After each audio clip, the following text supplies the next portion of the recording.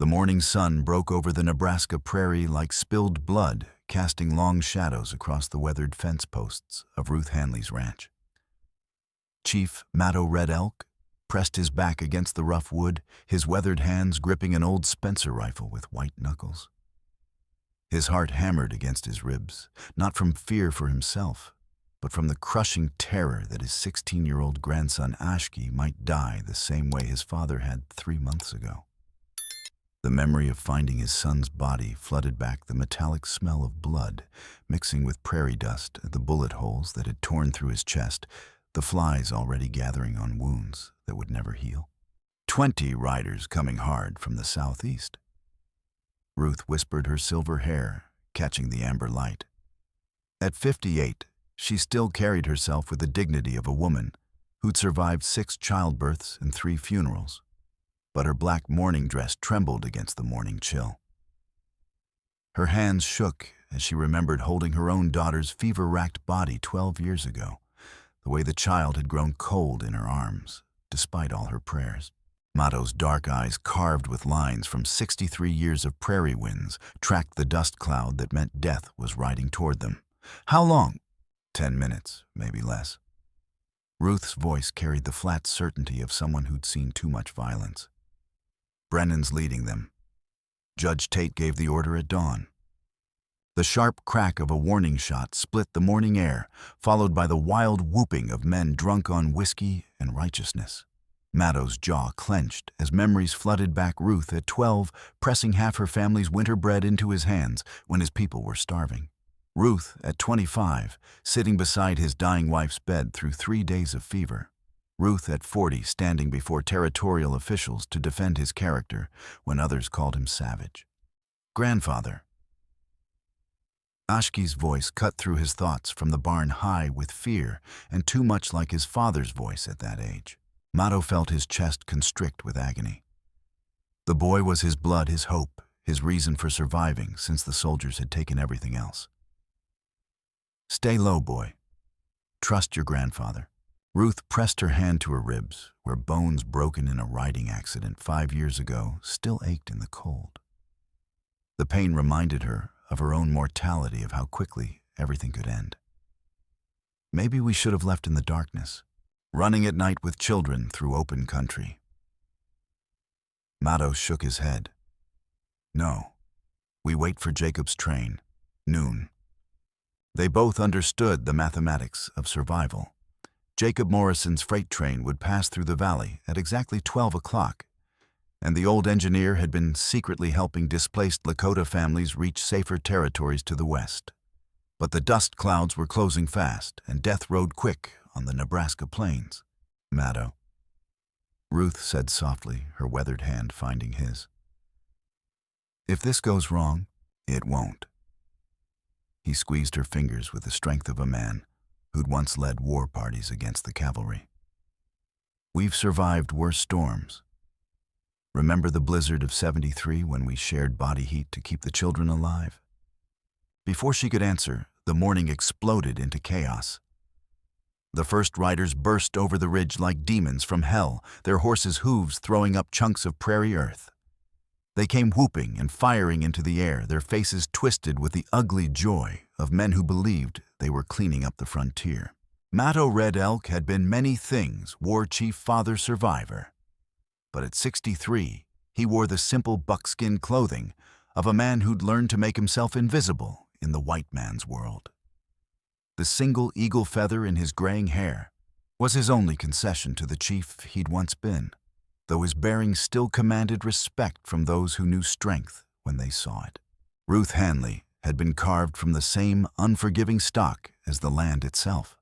Her husband Samuel had died 3 years ago when his horse threw him into a rocky creek, leaving her the ranch and a reputation for fairness that extended to all peoples.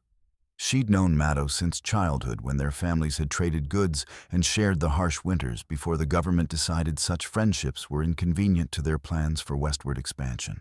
The ranch sat in a shallow valley, where buffalo grass met cultivated fields, good land rich and well-watered by the creek that ran clear year-round. It was exactly the kind of property that attracted men like Judge Harlan Tate, who discovered that declaring Native Americans trespassers on ancestral lands was a remarkably profitable business. The seized property could then be sold to wealthy Eastern investors, with Tate collecting generous commissions for his judicial services. The legal papers are properly filed. Tate had informed Ruth just last week, his thin lips curving in a smile that never reached his pale blue eyes. These Indians are occupying territorial land without proper authorization. As a Christian woman, surely you understand the importance of law and order. And Ruth had stood her ground in the judge's oak-paneled chambers, her spine straight despite the constant ache in her mended ribs. These people have been here longer than your law books, Judge. They're my guests working my land for fair wages. Your guests. Tate's voice had turned silky with implied menace. Mrs. Hanley, harboring trespassers makes you complicit in their crimes. I'd hate to see a respectable widow lose her property over misguided charity. Ruth had turned and walked out, her boot heels clicking against the wooden floor with the rhythm of defiance. She'd known Harlan Tate since he was a boy, pulling wings off butterflies for sport. And she'd never trusted the cold calculation that lurked behind his eyes. In her diary that night, she'd written, H. Tate growing more aggressive about the land. Saw him with a strange man today, surveyor type with instruments. They were looking at the creek bed, taking measurements. What kind of surveys need to be done in secret? The way Tate stared at that water like he was seeing gold instead of stones. Something about this feels wrong. Must be more careful. Now, as armed riders surrounded her ranch at 8:30 in the morning, Ruth could see that same calculating cruelty magnified in 20 faces. They rode with the arrogant confidence of men who knew the law was on their side, even if justice wasn't. Red Elk. The voice belonged to Tom Brennan, a thick-shouldered rancher who owned half the county through methods that didn't bear close examination. You and your people have until sundown to clear out Judge's orders. Mato stood slowly, his rifle held ready, but not threatening. This is private land, Brennan. Mrs. Hanley's land. Not anymore. Brennan's smile was ugly as a winter storm. The widow's been harboring fugitives. Makes her complicit. He gestured to his men with casual authority. Boys, time to make our point crystal clear. The first shot shattered the morning calm like breaking glass. Danny Pierce, a young hothead with more whiskey than sense in his blood, fired his Winchester into the air and let out a wild yell that spooked the horses and sent the ranch's few remaining chickens squawking into the tall grass. But that's your only warning, Red Elk. Brennan called out his voice, carrying the authority of a man used to being obeyed without question. Next shot won't be aimed so charitable. Ruth stepped forward, her chin raised in defiance despite the tremor in her hands. Get off my land, Brennan. Take your men and ride out before someone gets hurt. Your land. Brennan's laughter was harsh as wind through dead leaves. Lady, your deed won't be worth the paper it's written on once Judge Tate files his report. These red devils have been squatting here for months, and that makes you a criminal accomplice. From the barn came a sudden cry, high, terrified, and heartbreaking. Grandfather, they're coming toward the barn. Mato's blood turned to ice water. The metallic smell of his son's blood flooded his nostrils again that morning 3 months ago when he'd found the boy's body. Ashki was exposed, probably trying to see what was happening from the hayloft window. The boy was brave, but young, and youth made the kind of mistakes that got people killed on the frontier. I wouldn't take another step if I were you. Brennan said, watching Mato's muscles tense like a coiled spring. My boys are positioned around that barn, like wolves around a sheep pen. One wrong move, and those folks inside become target practice.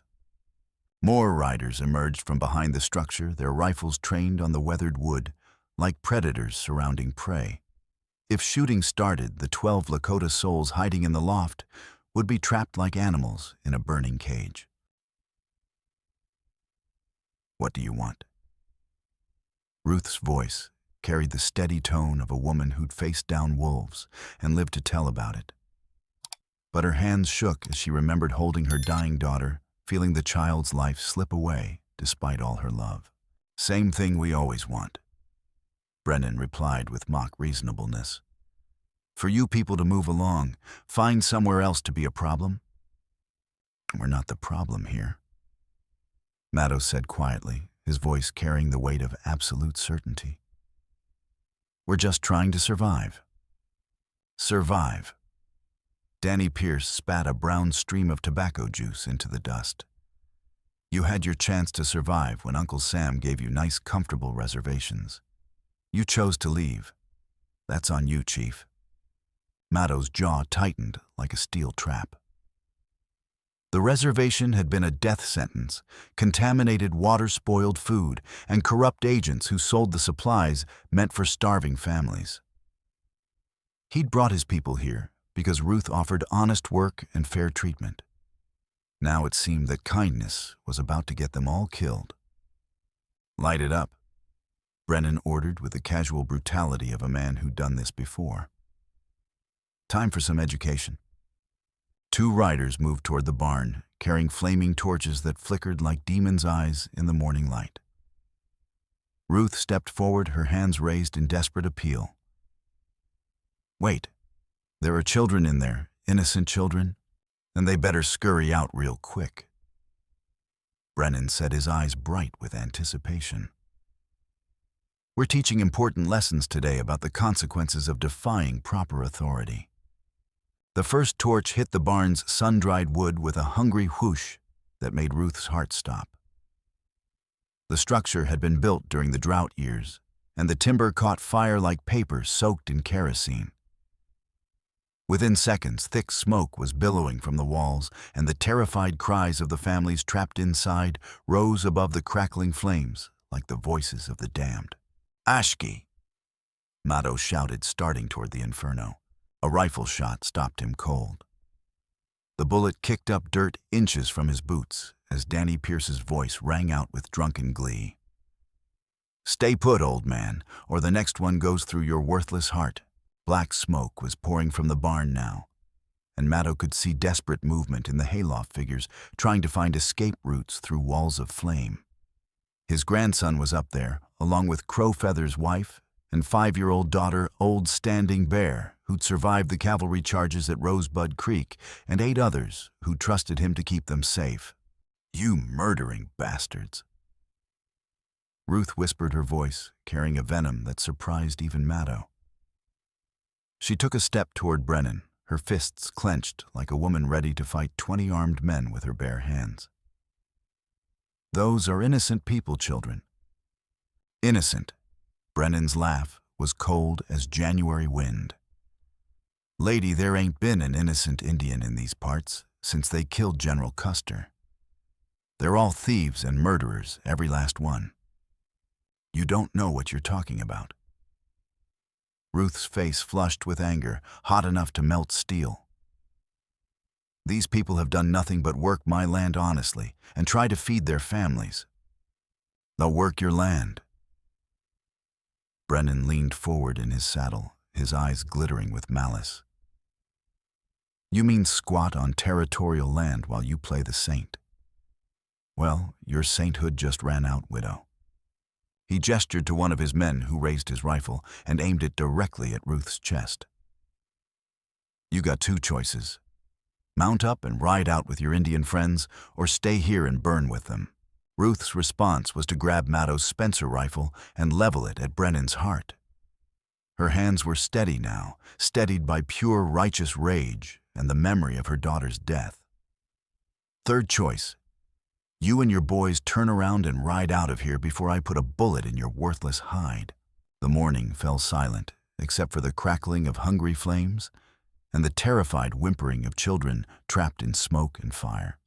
Then Brennan smiled, his expression cold as a rattlesnake's belly. "Boys," he said softly, "I think the widow needs to learn some manners about proper respect for authority." The rifle butt caught Ruth in the ribs with a crack that echoed across the prairie like the sound of breaking bones. She gasped and doubled over, the Spencer falling from her hands as she clutched her side. The blow had been delivered with calculated precision, painful enough to incapacitate, but not immediately fatal. Ruth. Mato lunged forward, but 2 rifles swung toward him, forcing him to stop or be cut down. "She'll live," Brennan said casually, watching Ruth struggle to breathe. "But she won't be giving us any more trouble about law and order." Ruth straightened slowly, her face gray with pain, but her eyes still blazing with defiance. Blood showed at the corner of her mouth, and Mato could see the way she held herself carefully, protectively, as if something vital inside was broken. "Is that your idea of being a man?" She gasped between painful breaths. "Hitting women and burning children alive. My idea of being a man is doing what needs to be done," Brennan replied with self-righteous conviction. "And what needs to be done is clearing this land of vermin that don't belong here." The barn was fully engulfed now, orange flames licking hungrily at the morning sky. By 9 o'clock, the cries from inside were becoming desperate, and Mato could see figures moving through the choking smoke families, trying to find exits that wouldn't end in a hail of bullets. "Let them out," he said quietly, his voice carrying the authority of a man who'd once commanded warriors. "Let them out and we'll leave peacefully." "Then leave for where?" Brennan asked with false curiosity. "The reservation don't want you back. You're a man without a country, Red Elk. Your kind's time in this world is finished." "Then why not just shoot us now?" Mato challenged, his dark eyes boring into Brennan's. "Why the show? Why the fire and drama?" Brennan's grin widened like a wolf baring its teeth. "Because Judge Tate wants this done legal and proper. He wants witnesses who can testify in court that we gave you every chance to surrender peacefully." From the barn came a new sound, the splintering of wood as someone tried to break through the back wall. Brennan heard it too, and his expression hardened into something ugly and predatory. "Positions," he barked to his men. "Anyone comes out of that barn, you know exactly what to do." The sun climbed higher, and by 9:30 the heat was adding to the inferno that was consuming Ruth's barn. Thick, acrid smoke billowed across the prairie, creating a gray haze that stung eyes and burned lungs. Through the choking cloud, Mato could see the shadowy figures of Brennan's men taking positions around the burning structure like vultures waiting for death. "We have to get them out," Ruth whispered, still clutching her injured ribs. Blood was beginning to seep through her dress where the rifle butt had struck, and Mato could see her breathing was becoming increasingly labored. "How?" he asked, though his mind was already working through possibilities. "They have us surrounded like prey. The back wall. There's a loose board Samuel never got around to fixing properly. If they can break through there, they'll be shot down the moment they show themselves." Mato finished grimly. "Unless we create enough of a distraction." He studied the smoke patterns, the wind direction, the rolling hills that stretched beyond the ranch. The prairie fire was spreading now, pushed by the constant breeze that swept across the grasslands. If they could use the confusion and chaos. "The train," Ruth said suddenly, her voice gaining strength. "Jacob's train. It's due at noon." Mato squinted at the sun's position. 10 o'clock now, which meant less than 2 hours to reach the railroad tracks that ran through the valley 3 miles to the west. With children, wounded people, and armed men hunting them through open country, it would be nearly impossible. "Can you ride?" he asked, studying her pale face. Ruth tried to straighten and winced, her hand pressing against her side. "I can try, but the horses are in the corral next to the barn. We'd never reach them alive." Then we walk." Mato said, his voice resolute with determination. "We use the smoke for cover and pray the wind stays with us." The sound of splintering wood cracked like gunshots as someone finally broke through the barn's rear wall. Rifle fire erupted immediately sharp and deadly, followed by screams that made Mato's heart clench with agony. Some of the families were escaping, but others, Ashki, he called softly, hoping his grandson could hear through the chaos. Follow the creek bed west. Stay low and follow the water to safety. A thin young voice answered from somewhere in the smoke. Grandfather, I'm coming. Relief flooded through Mato like warm honey, even as the metallic smell of his son's blood seemed to fill his nostrils again. The boy was alive, at least for now. But alive meant nothing if they couldn't reach the train. Come on, he said, taking Ruth's arm gently. We move now, while they're distracted by the others. They worked their way through the thick smoke, using the burning barn as cover, while they circled toward the creek that ran behind the property. The heat was intense, like standing too close to a blacksmith's forge, and the acrid air made their eyes water and their throats burn. But it concealed their movements from Brennan's men. Behind them, they could hear shouts and the thunder of hoofbeats as riders tried to track the escaping families.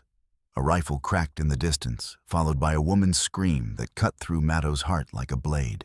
People were dying because they'd trusted him to keep them safe. Keep moving, he urged Ruth, though his own heart was breaking with every step. Don't look back.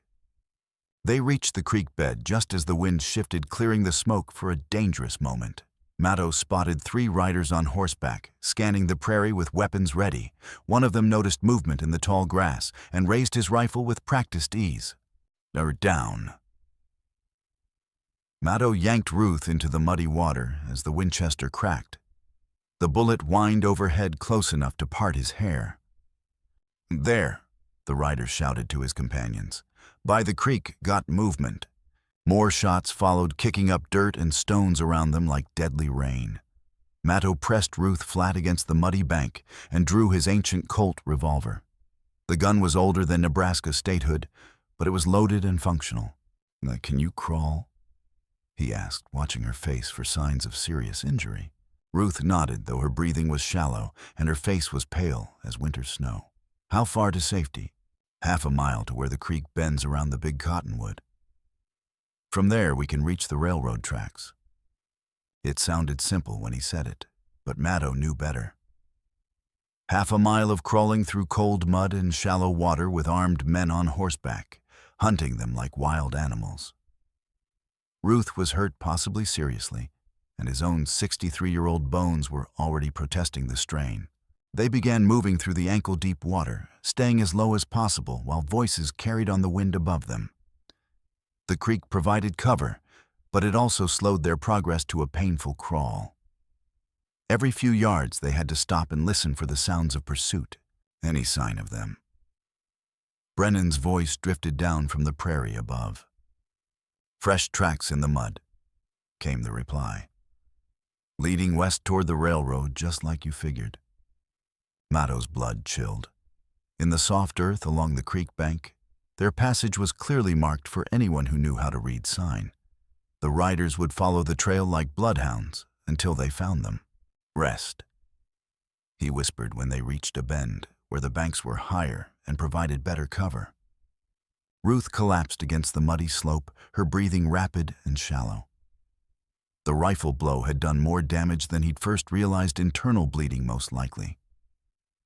She needed medical attention, but the nearest doctor was in town, and the town was controlled by Judge Tate. I'm slowing you down. She gasped, her voice barely above a whisper. My ribs. Something's broken inside. No. Mato said firmly, his voice carrying the authority of a man who'd made his decision. We go together, or we don't go at all. Your people need you to survive. You're my people too. His voice was steady despite the pain in his chest. 50 years of friendship doesn't end because of a few bullets and some corrupt officials. A weak smile crossed her lips. Stubborn old Indian. Stubborn old woman. He replied, and for a moment they were children again, playing by this same creek in the summers, before the world grew hard and cruel. The moment ended when they heard hoofbeats approaching, steady, determined, getting closer. Mato peered carefully over the bank to see 3 riders following their trail with the patience of experienced hunters. The men moved with deadly purpose, their weapons ready, their faces set in resolute determination. "Tracks are fresh," one called out to his companions. "Can't be more than a few minutes ahead of us." Mato looked at his ancient revolver, then at Ruth's pale, pain-filled face. 6 shots against 3 rifles, and he was no longer the warrior he'd been in his youth. His hands shook with arthritis, and his eyes weren't what they used to be. But he was still Mato Red Elk, and he wouldn't die cowering in the mud like a beaten dog. "When I start shooting, you run," he told Ruth, his voice gentle but firm. "Follow the creek to the railroad. Find Jacob's train." "What about you?" she asked, though they both knew the answer. "I'll be along," he lied, knowing she could hear the falsehood in his voice, but hoping she'd accept it anyway.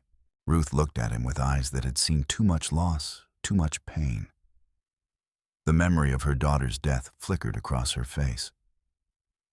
"Mato, go," he said, and rose from the creek with his revolver ready. His first shot took one rider in the shoulder, spinning him from his saddle with a cry of pain and surprise. The second shot went wide, but spooked the horses, buying precious seconds for Ruth to stumble away along the creek bed, her torn black dress dragging in the mud.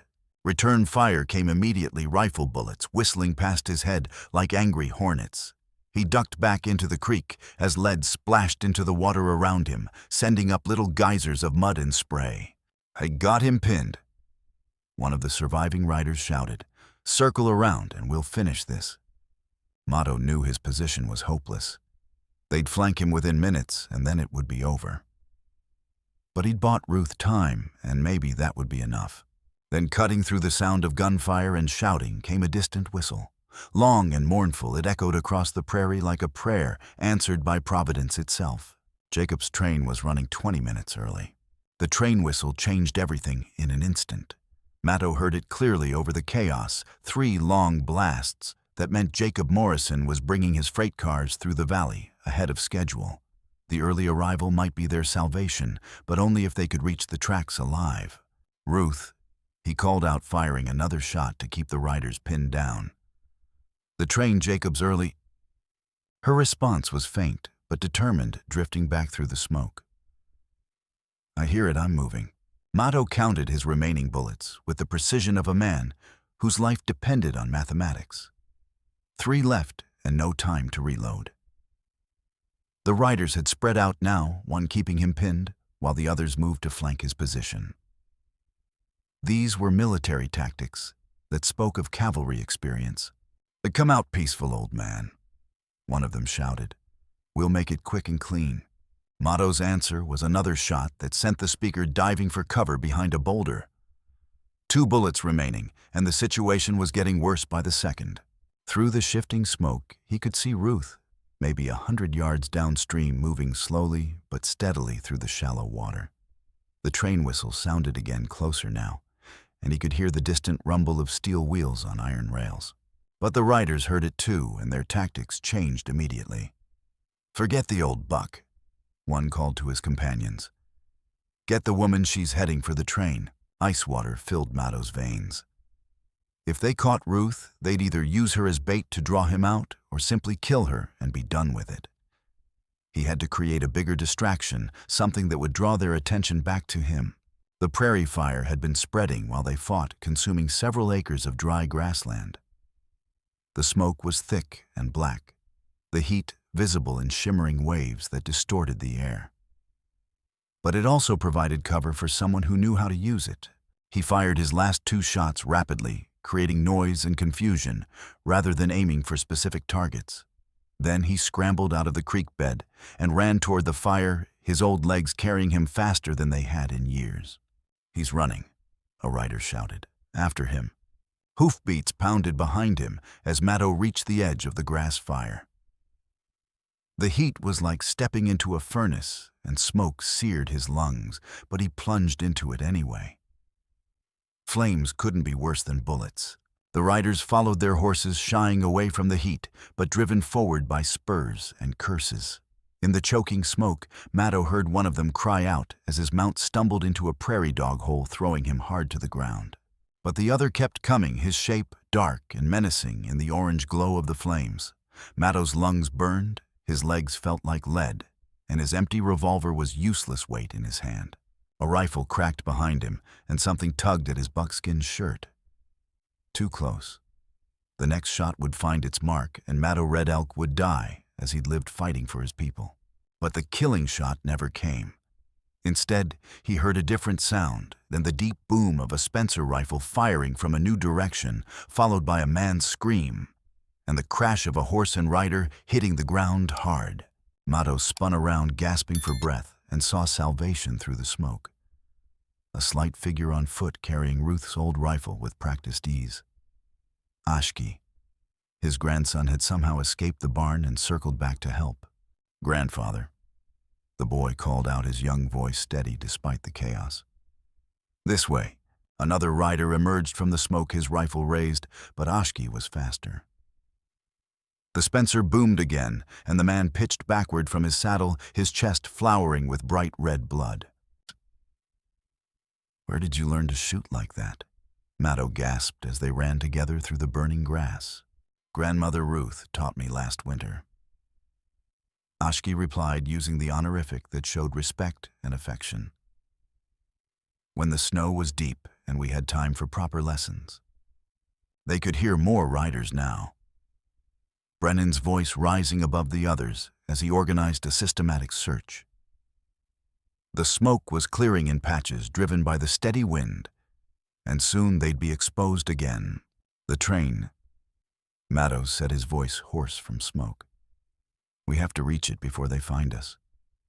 They ran together through the tall grass, grandfather and grandson, while behind them the prairie burned and angry men hunted them with rifles and rope. The train whistle sounded again, very close now, and Mato could see black smoke from the locomotive mixing with the gray smoke from the grass fire. Ruth was nowhere to be seen, but Mato prayed she'd made it to the tracks. Jacob Morrison was a good man, one of the few whites who'd kept his word over the years. If she reached the train, he'd help her. Then there... Ashki pointed ahead with excitement. The tracks. It was 11:40 in the morning when Mato could see them, twin ribbons of steel gleaming in the smoky light. The train was coming from the east, its whistle blowing constantly as Jacob tried to signal any refugees who might be waiting. Steam poured from the locomotive's stack, and Mato could see figures moving on the platform of the caboose. But between them and safety riders were emerging from the smoke like demons from hell. Brennan and 6 of his men, their horses lathered with sweat and their faces twisted with furious determination. They'd anticipated this move and beaten the fugitives to the tracks. "Well, well," Brennan called out as he saw Mato and Ashki approaching. "The old chief and his boy running right into our trap like scared rabbits." Mato's heart sank. They'd been outmaneuvered, driven like cattle toward this exact spot. The train was less than a quarter mile away, but it might as well have been on the moon. "You're going to watch Red Elk," Brennan said, his voice carrying cruel satisfaction. "Watch while we string up your grandson nice and slow. Then you'll tell us where the other red devils are hiding." 2 of his men produced manila ropes, fashioning nooses with the practiced ease of men who'd done this before. Mato could see death in their eyes, not just death, but the kind of slow, agonizing death that came with hemp and gravity. "Let the boy go," he said quietly, his voice carrying the dignity of a man who'd faced death many times. "He's done nothing but defend his family." "Nothing," Brennan laughed harshly. "Boy just killed 2 of my best men. I'd say that's plenty enough to earn a rope. Your men were murdering innocent people." Ashki said, his young voice steady despite the noose waiting for him. His eyes blazed with the fury of youth, but tears gathered at the corners as he thought of his father. "A man has the right to defend his family against murderers." "A man, maybe," Brennan replied with contempt. "But you're not a man. You're just another red devil that needs putting down like a rabid dog." The train was close enough now that Mato could see Jacob Morrison in the locomotive cab, his weathered face tight with concern as he took in the scene. The train was slowing, but not stopping. Jacob was too experienced to bring his train within rifle range of armed men.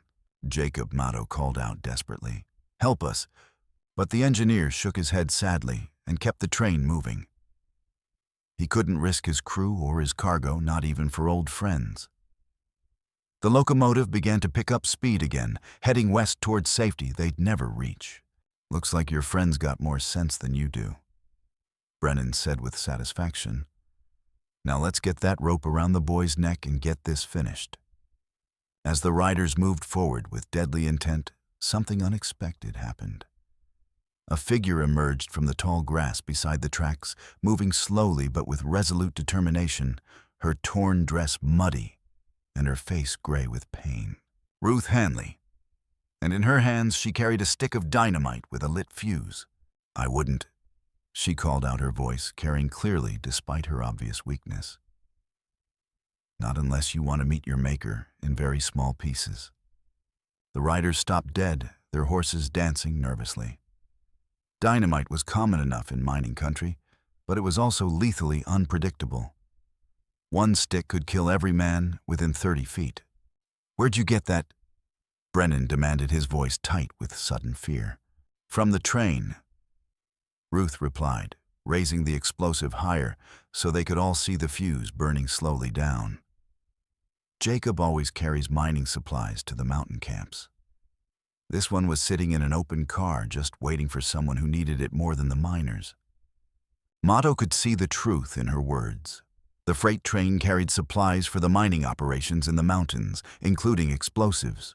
Ruth had somehow reached the slowing train, crawling through the tall grass to stay hidden from the riders, using the smoke as cover, waiting for the right moment when the locomotive reduced speed for the curve.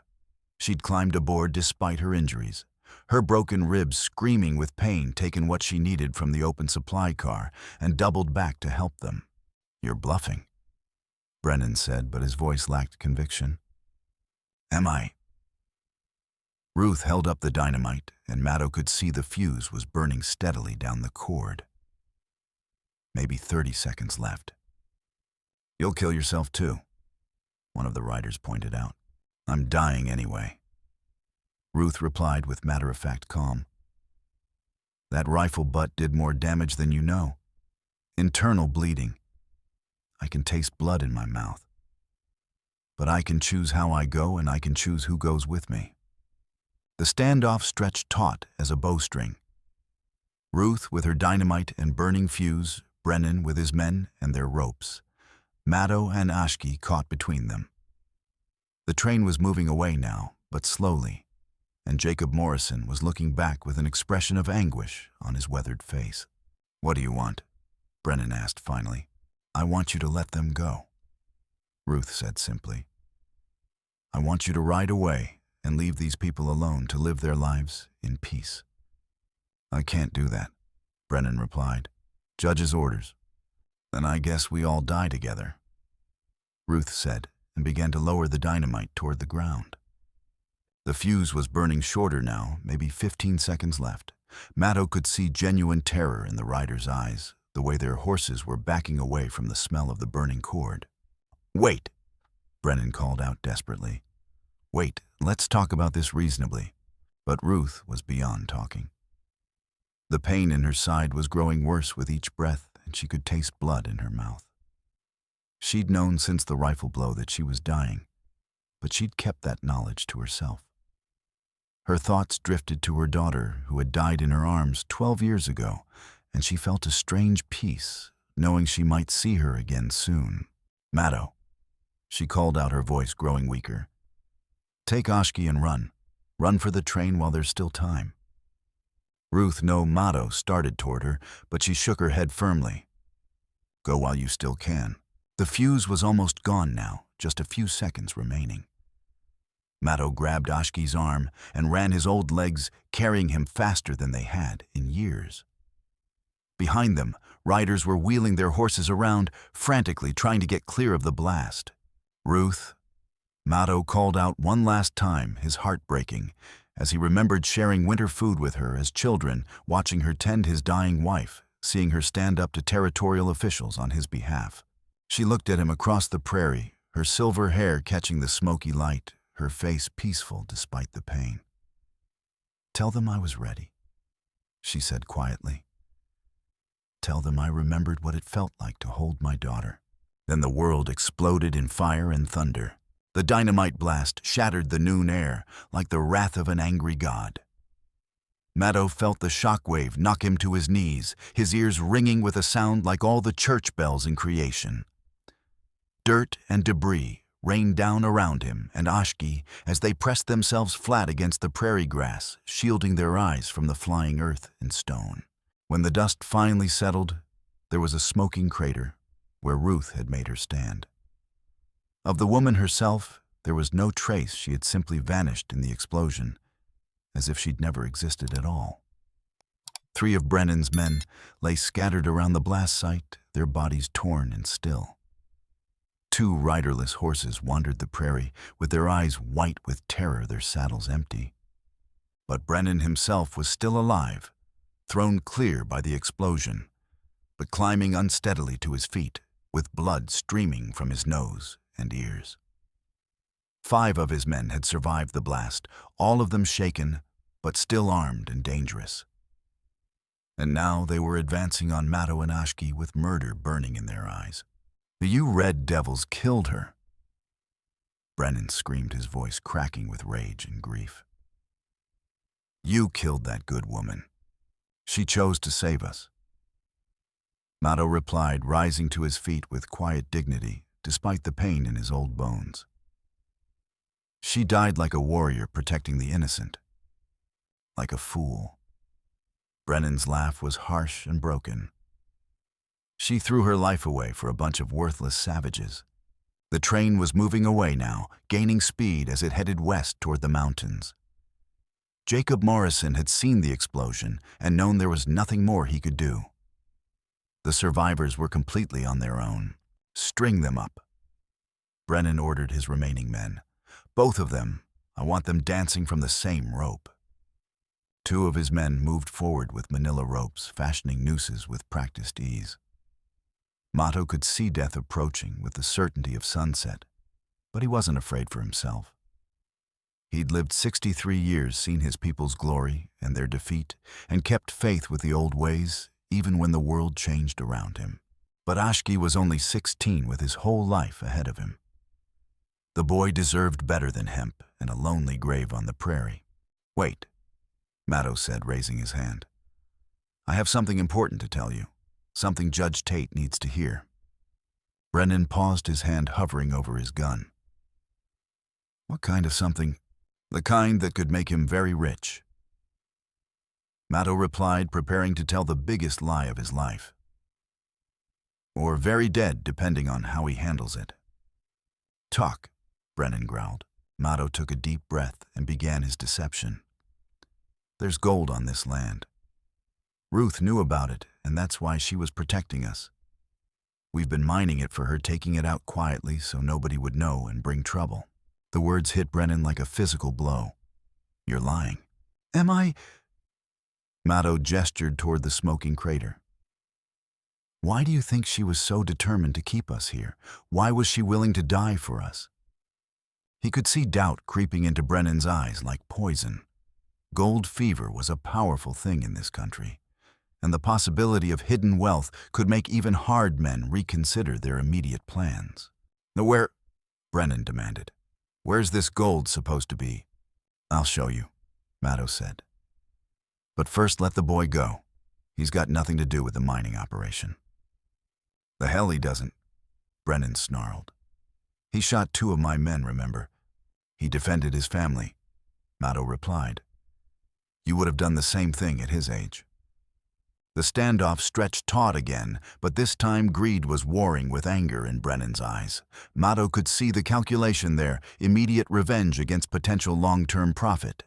"You're stalling," Brennan said finally. "There's no gold here. There never was."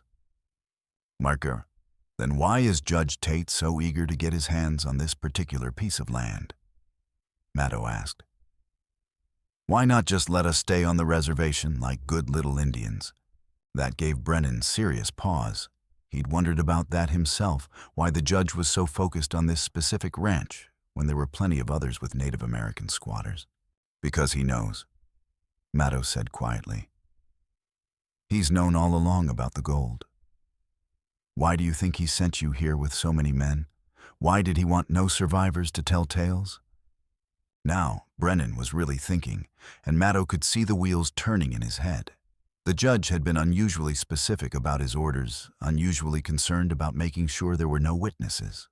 "Show me," Brennan said finally. "Show me this gold, and maybe the boy lives to see another sunrise." They walked toward the creek, Brennan's men keeping their rifles trained on Mato and Ashki. It was 12:30 in the afternoon, and Mato's mind raced as he tried to figure out how to extend the deception long enough to create an opportunity for escape.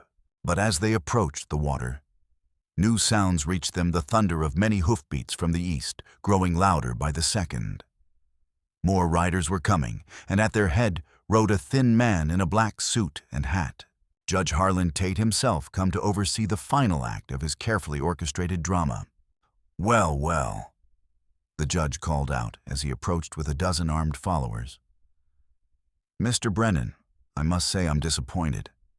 I expected this business to be finished by now." "We had some unexpected complications," Brennan replied. "The widow blew herself up with dynamite, and the old Indian here claims there's gold on this land."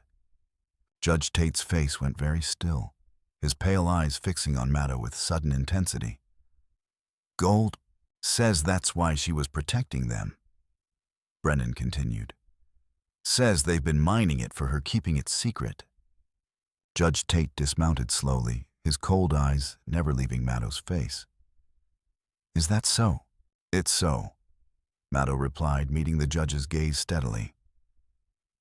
"The question is, what are you going to do about it?" Tate's smile was reptilian cold and calculating. "What I'm going to do is thank you for confirming what I already suspected." Mato felt his heart sink like a stone. "What do you mean? Did you really think I'd go through all this trouble for a few acres of grazing land?" Tate laughed coldly. "My dear savage, I've had geological surveys done on this entire area. I know exactly what's under this soil, and I know exactly what it's worth." The truth hit Mato like a physical blow to the chest. There really was gold on Ruth's land, and Tate had known about it from the very beginning. Everything, the legal proceedings, the forced eviction, the violent confrontation, had been carefully orchestrated to clear the land of its current occupants so the judge could claim it for himself. "You murdered her for gold," Mato said quietly. "I murdered no one," Tate replied smoothly. "Mrs. Hanley chose to resist lawful authority. She chose to harbor fugitives from justice. She chose to take her own life rather than submit to proper legal process. Her death is entirely on her own head. And the others, the families who were hiding in the barn. What others?" Tate's smile was cold as winter. "I see no others here. Do you see any others, Mr. Brennan?" Brennan shook his head slowly. "No, Sir Judge, just these two." Mato understood now with crystal clarity. The judge hadn't just planned to steal the land, he'd planned to eliminate every potential witness who might testify about what really happened here. Ruth's death had been just the beginning of a systematic cover-up. "You won't get away with this," Ashki said, his young voice shaking with anger and tears. "People will ask questions. People will want to know what happened to us." "Will they?" Tate's voice was silk over steel. "A crazy old woman who loved Indians more than her own kind.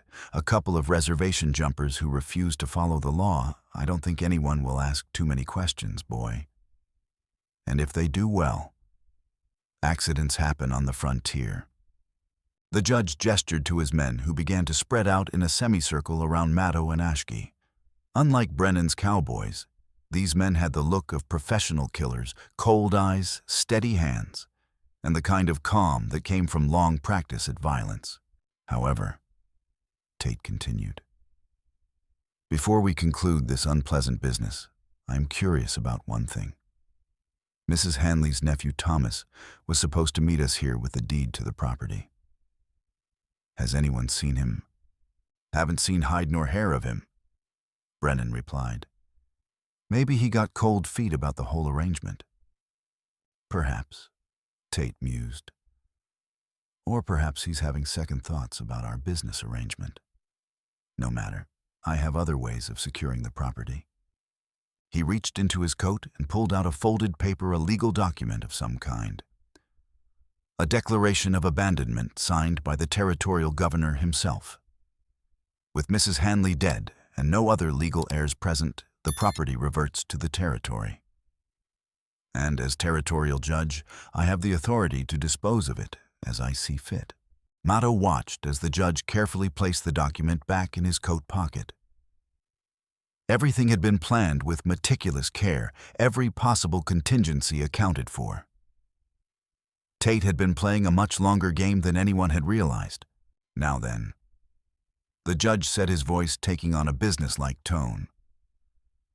Let's finish this unpleasant business. Mr. Brennan, if you would be so kind as to proceed with the executions. But before Brennan could draw his gun, a new voice cut through the afternoon air like a blade. I wouldn't do that if I were you. Everyone turned to see a young man emerging from the tall grass, his clothes torn and dirty, his face blackened with soot from the fire. He carried a rifle in his hands, and his eyes burned with the same defiant fire that had blazed in Ruth's eyes. Thomas, Judge Tate said softly. Ruth's nephew. How convenient of you to join us. Thomas Hanley stepped forward, his rifle trained steadily on the judge. I heard the explosion from 2 miles away. I came to see what happened to my aunt. A terrible tragedy, Tate replied smoothly. She chose to resist lawful authority. The consequences were entirely of her own making. The law. Thomas's laugh was bitter as winter wind. You call this the law? You call murdering innocent people the law? I call it progress, Tate said with conviction. The march of civilization requires difficult choices sometimes. Your aunt chose to stand in the way of that progress. She chose to protect people who needed protecting. Thomas shot back. She chose to be decent in a world full of greedy bastards like you. The judge's face hardened slightly. Language, boy, and lower that rifle before someone gets hurt unnecessarily. Someone already got hurt, Thomas replied. My aunt is dead because of your greed. These people's families are dead because of your corruption, and now you're going to pay for it. Am I? Tate's voice was deceptively calm. And how exactly do you propose to make me pay? You're one man, with one rifle surrounded by a dozen of my best men. The odds are decidedly not in your favor. Maybe not, Thomas admitted, but I'm not alone. As if summoned by his words, figures began to emerge from the tall grass around them. Lakota warriors, their faces painted for war, their weapons ready for battle. Oshki gasped as he recognized faces from the barn, his people, the ones who'd been hiding in the loft. They'd escaped the fire and circled back to help. It seems your cleanup operation wasn't as thorough as you thought, Thomas said to the judge. Some of the families made it out alive, and they're not happy about what happened here. Judge Tate's composure cracked for the first time. This is impossible. They were all in the barn. They all burned. Some of them burned. One of the warriors said, his voice carrying the weight of terrible loss. My wife burned. My daughter burned. But I didn't burn. And I remember who lit the fire. The circle was closing now, the surviving Lakota moving with the fluid grace of experienced hunters. They were outnumbered, but they had the advantage of surprise and the fury of people who'd lost everything. And now, Thomas said, his rifle still trained on the judge, we're going to have a little talk about justice. The standoff stretched taut as a bowstring with Judge Tate and his men, surrounded by the surviving Lakota families and Thomas Hanley. The afternoon sun climbed higher, casting harsh shadows across the prairie where Ruth's blood had already soaked into the earth. "You're making a serious mistake." Tate said, his voice steady despite the weapons trained on him. "I'm a territorial judge. Killing me would be murder, and every man here would hang for it." "Would we?" The warrior who'd spoken earlier stepped forward, and Mato recognized him as Crow Feather, a man who'd lost his wife and young daughter in the barn fire. "Who would arrest us?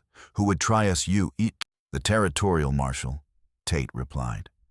"The army, the federal government. Kill me, and you'll bring down more trouble on your people than you can possibly imagine." More trouble.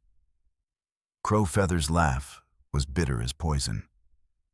"You burned my family alive. What more trouble could there possibly be?" But Mato could see the doubt in the other warrior's eyes. They were brave men, but they weren't fools. Killing a territorial judge would indeed bring terrible retribution on their people, retribution that would extend far beyond this small group of survivors. "He's right," Mato said quietly. "Killing him would only make things worse for our people." "Then what do you suggest?" Thomas asked, his rifle still trained on the judge. "Let him walk away. Let him claim my aunt's land and profit from her murder." "I suggest we be smart about this," Mato replied. "Judge Tate has been playing a long game. Maybe it's time we played one too." Tate's eyes narrowed. "What are you proposing?" "A trade," Mato said. "Your life for the truth." "The truth?" Tate laughed. "The truth is that you're all fugitives and murderers.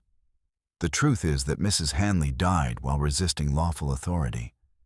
The truth is that I have every right to dispose of abandoned property as I see fit." "Is that the truth?" Mato asked. "Or is the truth that you've been planning this land grab from the beginning, that you had geological surveys done before you ever filed your first legal paper? That you knew about the gold deposits and orchestrated this whole thing to get your hands on them?" The judge's face went very still. "I don't know what you're talking about." "Don't you?" Thomas stepped forward, his eyes blazing with anger. "I've been thinking about this whole business, Judge. Thinking about how eager you were to get me to sign over Aunt Ruth's land. How specific you were about the terms, how you wanted everything done quiet and legal." "Because the law requires proper documentation," Tate replied, but his voice lacked conviction. "Or because you needed a legitimate heir to sign the property over to you." Thomas continued. "Someone who could transfer the title legally without raising questions about your methods." Mato saw the truth flickering in the judge's eyes, the brief moment of fear that meant they'd guessed correctly. "That's it, isn't it? You needed Thomas to sign the deed willingly. If he'd died in the fire with the rest of us, there would have been too many questions about the property transfer." "You're fishing in dark waters," Tate said, but his voice was strained. "Am I?"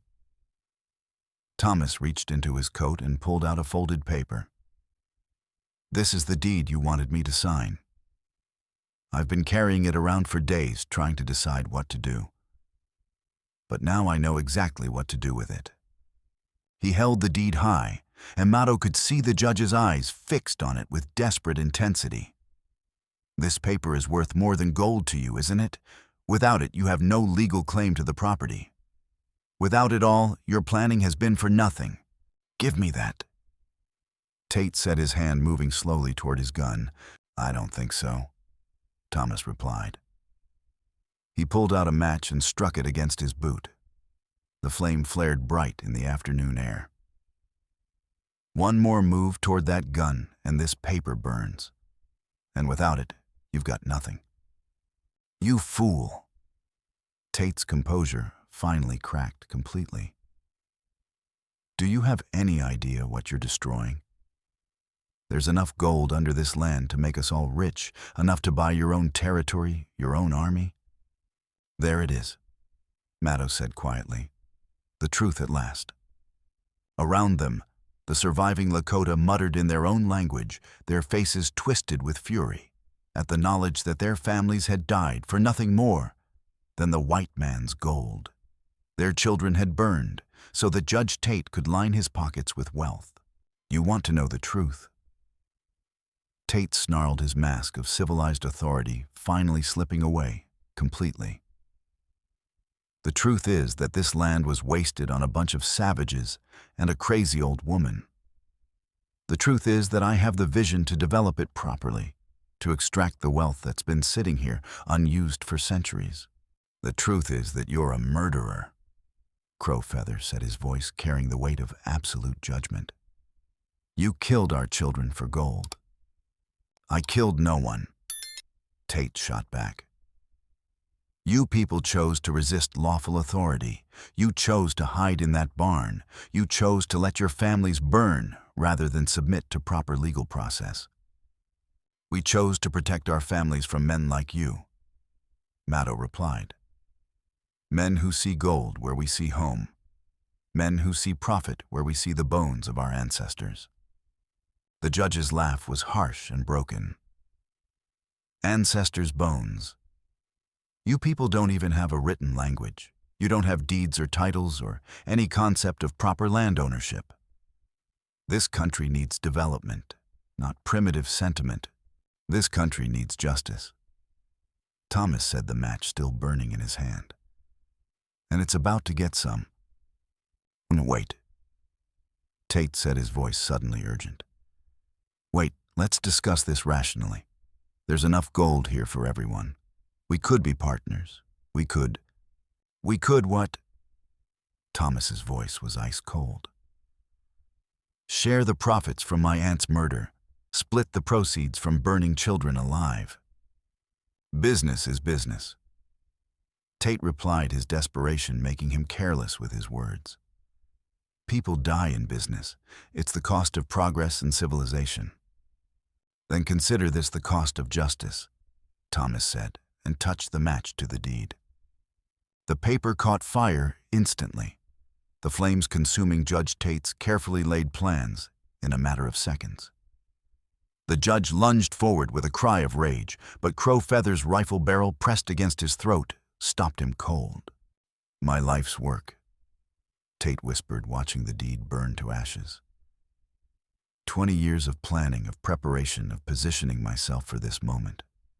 All gone. Be good, Thomas said, grinding the ashes under his boot. Now let's talk about what happens next. But even as he spoke, Mato heard a sound that made his blood run cold. Hoofbeats. Many hoofbeats approaching fast from the east. The judge's backup plan was arriving right on schedule. Expecting more company, Thomas asked, his rifle swinging back toward Tate. The judge's smile was cold and triumphant despite his defeat. Did you really think I'd come here with just 12 men? I've got 40 more riders on the way, led by Captain Morrison of the Territorial Militia. Professional soldiers, not cowboys and drifters. But as the hoofbeats grew closer, Mato realized something was wrong. The judge's expression was changing from triumph to confusion. That's not 40 men, Mato said quietly. That's maybe 20, and they're coming from the wrong direction. The first riders appeared over the ridge, and Mato's heart leaped. At their head rode a man in a captain's uniform. But it wasn't the Captain Tate had been expecting. This was Captain Morrison, not the militia captain Tate had mentioned, but a different Morrison entirely. A man with honest eyes and the bearing of a professional soldier. What's going on here? Morrison called out as he approached his men, spreading out in a disciplined line. Me, Captain Morrison, Tate said, trying to regain his composure. Thank God you're here. These people have murdered territorial officials and... Judge Tate. Morrison interrupted, his voice carrying steel. I've been looking for you. We need to have a talk. The judge's face went pale. I don't understand. I sent for Captain Morrison of the militia. I am Captain Morrison, the soldier replied. Federal Army, not territorial militia. And I've got some very interesting reports about your activities. Mato felt hope stir in his chest. This wasn't the corrupt officer Tate had been counting on. This was someone different, someone who might actually listen to the truth. "There's been a misunderstanding," Tate said quickly. "These people are fugitives from justice. They've attacked lawful authorities and—" "Have they?" Morrison's eyes were sharp as he took in the scene: the crater where Ruth had died, the burned barn, the armed standoff. "Tell me, Judge, what lawful authorities have they attacked?" "My deputies," Tate replied. "They murdered my legally appointed deputies in cold blood." "Your deputies?" Morrison's voice was skeptical. "Would those be the same deputies who burned down a barn full of women and children?" Tate's mouth opened and closed like a fish gasping for air. "You don't understand the situation." "I understand perfectly," Morrison replied. "I've been investigating reports of corruption in the territorial courts. Your name came up repeatedly." He reached into his coat and pulled out a stack of papers. "Depositions from settlers who claim you've been seizing their land through fraudulent legal proceedings. Reports of geological surveys conducted without proper authorization. Evidence of bribery and conspiracy." "Those are lies," Tate protested. "Fabrications by criminals and malcontents." "Are they?" Morrison's voice was calm but deadly. "Because I've also got this." He held up a small leather journal, and Mato's heart leaped as he recognized it. Mrs. Hanley's diary. She documented everything, Judge. Every meeting, every threat, every piece of evidence of your corruption. "How did you get that?" Thomas asked, his voice tight with emotion. "A friend of your aunt's brought it to the territorial capital," Morrison replied. "A woman named Mary Patterson. She was supposed to deliver it to you, but when she heard about the trouble here, she brought it straight to the authorities." The name hit Tate like a physical blow. "Patterson, you mean Colonel Patterson's wife?" "The same," Morrison confirmed. "Apparently she's been suspicious of your activities for some time. When she read this journal, she decided to act." Mato could see Tate's world crumbling around him. The judge had been counting on his brother-in-law's support, but now it seemed the colonel's wife had turned against him. "You're making a terrible mistake," Tate said desperately. "There are forces at work here that you don't understand. My brother-in-law will—" "Your brother-in-law is under arrest," Morrison interrupted. "Colonel Patterson has been charged with conspiracy and abuse of military authority. Seems he's been using federal troops to support your land-grabbing schemes." The final revelation hit Tate like a thunderbolt. His carefully constructed network of corruption was collapsing, and there was nowhere left to run. "And now then," Morrison said, his voice taking on official authority. "Judge Harlan Tate, you are under arrest for conspiracy murder and corruption of office. You have the right to remain silent, but anything you say can and will be used against you in a court of law." "You can't arrest me," Tate protested.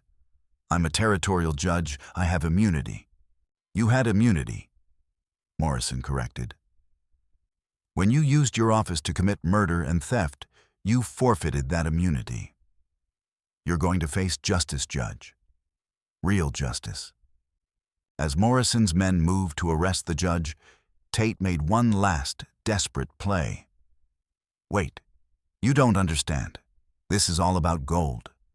There's a fortune under this land. We could all be rich." "Gold." Morrison's voice was interested but not greedy. "What gold?" "Under the creek bed," Tate said eagerly. "Enough to make everyone wealthy. We could be partners, Captain. Split the profits fairly." Morrison looked at the creek, then at the crater where Ruth had died, then at the faces of the surviving Lakota families. "You know what, Judge? Even if there is gold here, it belongs to the people who've been living on this land. not to corrupt officials who murder innocent families. But the profits, Tate began. The only profit I'm interested in is the satisfaction of seeing justice done. Morrison replied. Sergeant, arrest this man. As the soldiers moved to restrain Tate, the judge's composure finally broke completely. You're all going to regret this. When the truth comes out, when people realize what you've thrown away, you'll wish you'd listened to me. The truth is already out, Morrison said quietly, and it's going to be told in open court for everyone to hear. The arrest of Judge Tate marked the beginning of the end, but the survivors still faced a long journey to safety. Morrison's men were professional soldiers, but they were also outnumbered if Patterson's other supporters decided to intervene. We need to get you people to safety, Morrison said to Mato. The territorial capital is 3 days' hard ride from here. Can you make it?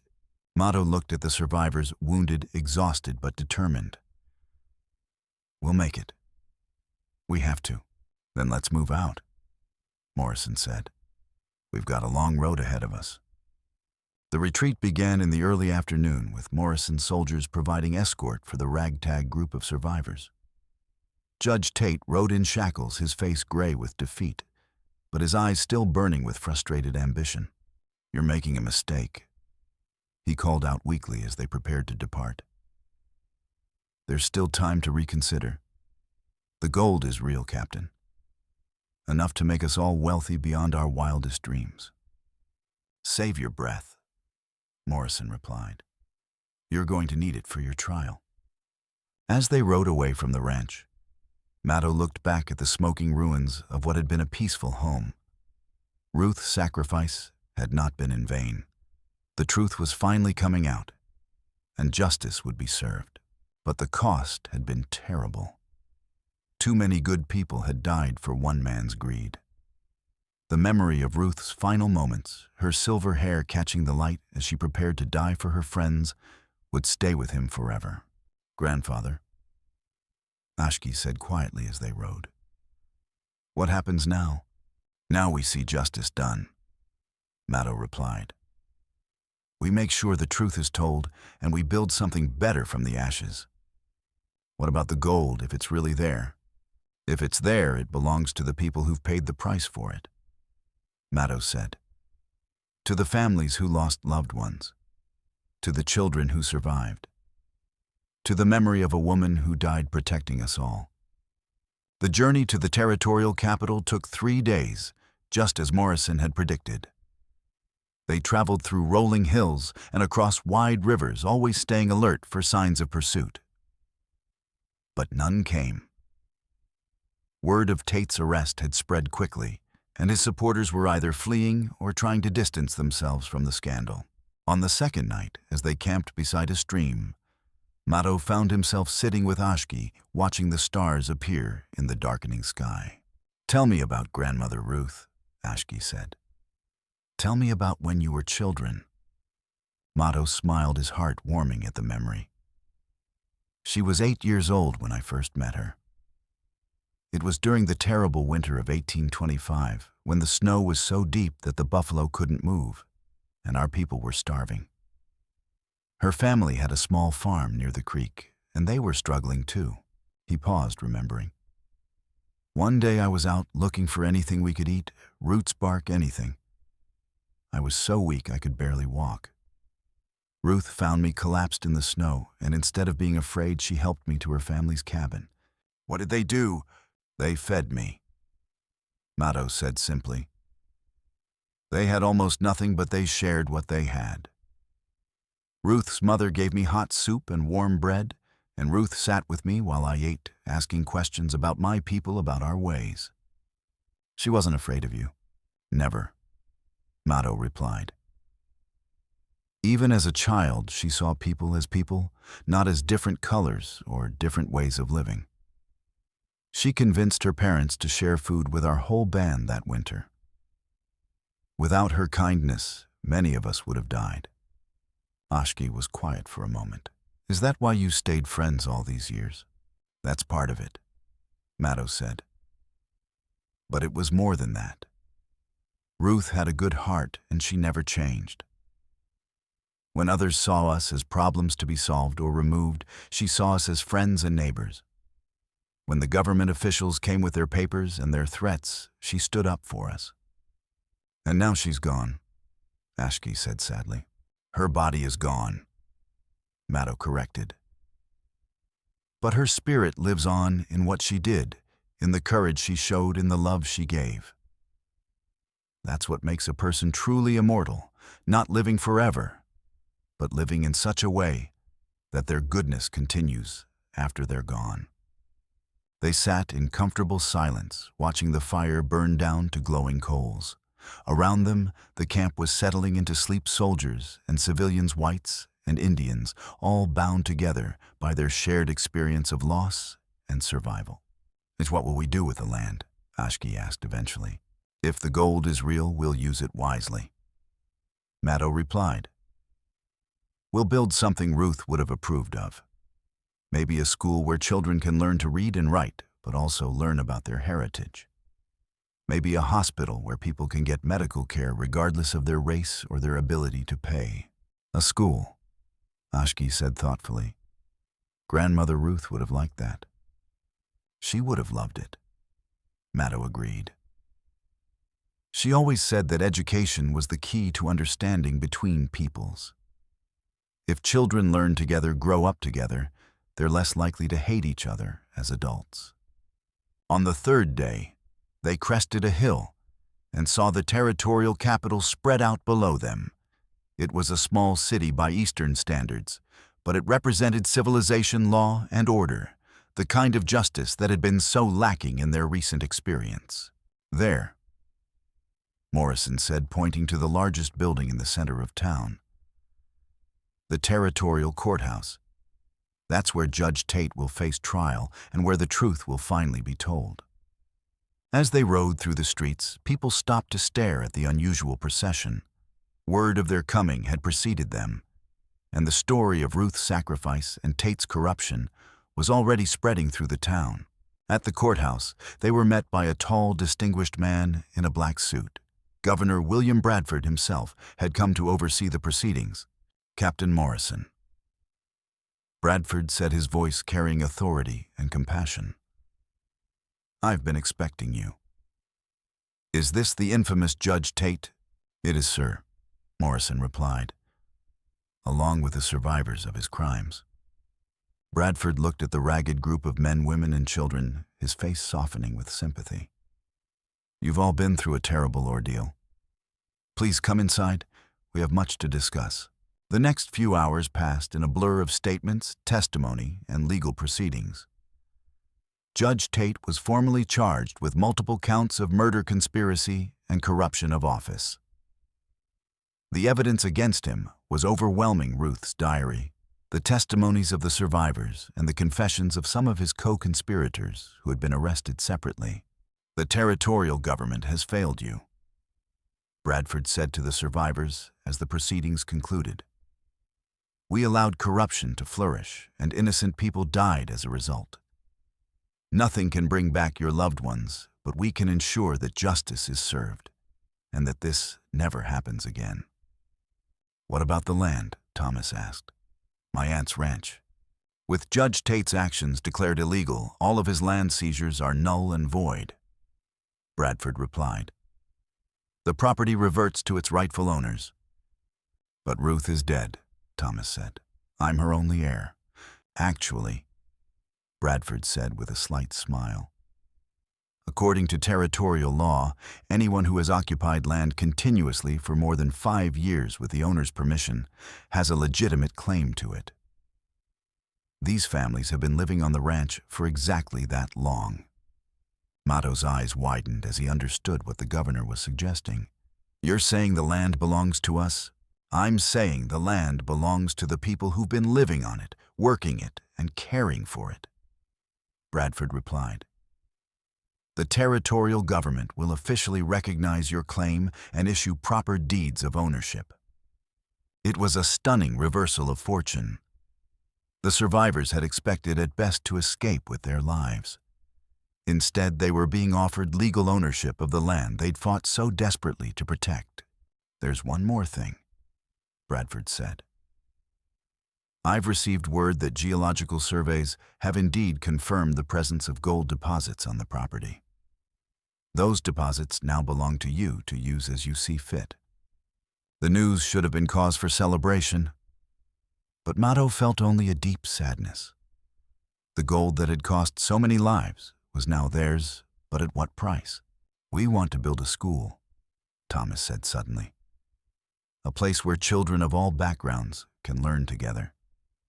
We'll use the gold to fund it, and we'll name it after my aunt. The Ruth Hanley School, Ashki said, his voice growing stronger. Where children can learn to read and write, but also learn about their heritage and their history. Where they can learn that people are people regardless of the color of their skin or the language they speak. Mato added. Where they can learn to see each other as friends and neighbors, not as enemies. Bradford smiled, the first genuine smile any of them had seen from him. I think that's exactly what Mrs. Hanley would have wanted. The territorial government will provide additional funding and support for such a school. As the sun set over the territorial capital, the survivors made their plans for the future. Judge Tate would face trial and almost certainly execution for his crimes. The gold would be used to build not just a school, but a network of institutions dedicated to education, healing, and understanding between peoples. She would have been proud. Mato said to Thomas as they stood outside the courthouse watching the stars appear in the darkening sky. She would have been amazed, Thomas replied. She always said that good could come from evil, that light could shine in the darkest places.